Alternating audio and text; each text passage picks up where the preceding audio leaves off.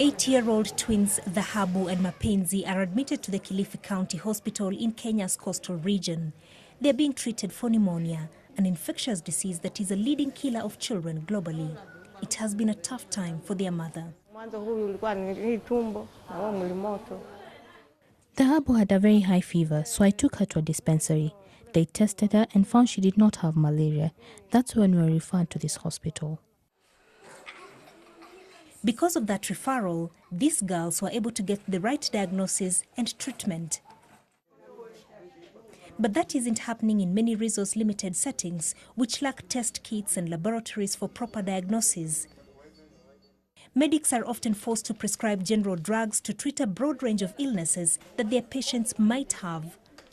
70% of the people who use antimicrobials don't need to use them at all because they're using them for viral infections, or they're using them to cover for possible infections that don't already exist. And that is the reason for resistance that we have today, because of unnecessary use.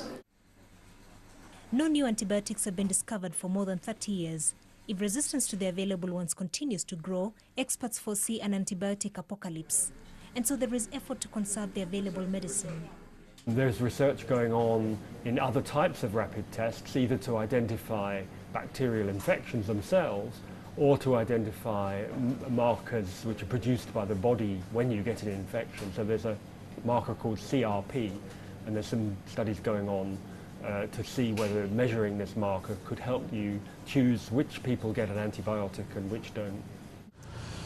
This is one of the most sophisticated infectious diseases laboratories on the continent. It has more than 30 years worth of data, mainly collected from the Kilifi County Hospital, which is next door.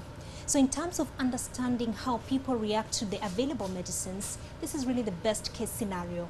But to understand what is going on in different communities on the continent, more research would be needed in those settings, and that would require huge investment.